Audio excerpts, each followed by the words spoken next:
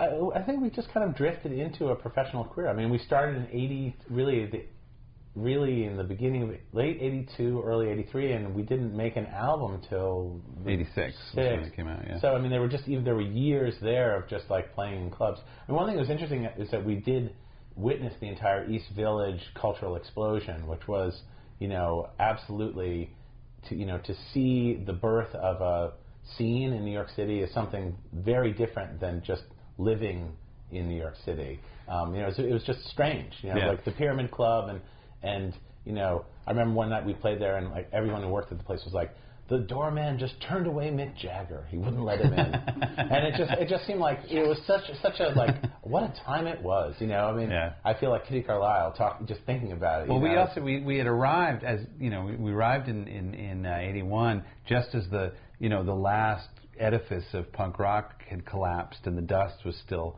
in the air, So we'd sort of shown up thinking, oh yeah, it's a punk rock scene, and it was literally gone as we showed up. So it was kind of nice that there was a secondary. Glenn Branco was destroying his last guitar as we entered New York. So can you give me an idea of what's the most unusual thing in that East Village scene? So performances, the most unusual thing. Well, we can't even say on TV. Well, actually, yeah, I was going to say this would definitely not make the draw a picture. Right.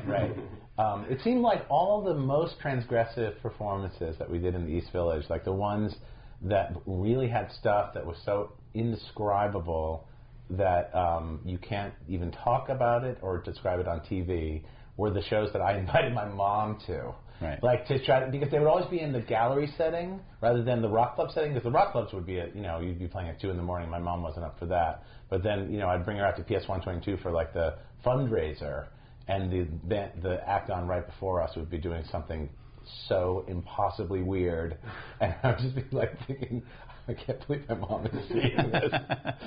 And her response? She was a real sport about it. I mean, my mom's great, and she just chose to look the other way. Were you confident, guys, that you were on something? We didn't have so much invested in it. We weren't relying on it to make a living for a very long time. We didn't quit our day jobs till we were sort of about to embark on our third album. So we were just working in New York and, just in the sort of, doing the culture or surf thing, I was working at Condé Nast, John was working for an AV house, and, we just had our day jobs, and it was something that we did. This is something we did for ourselves. I think we were pretty nervous about playing shows at that early on. Like, as I recall, we petrified. We started at, we'd done a lot of rehearsing on our own, and we never actually played in front of anybody.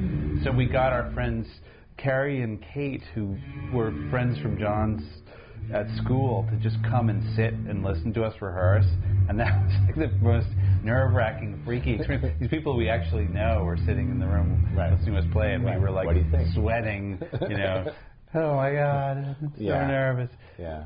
I think you shouldn't have bothered me in study hall so much when we were in 7th grade. I guess I misunderstood. I guess I misunderstood your question because I thought you were speaking sort of professionally rather than like artistically. I feel like we always kind of knew what we wanted out of it, but professionally, I think we just thought the lower we put our expectations, the happier we'll be.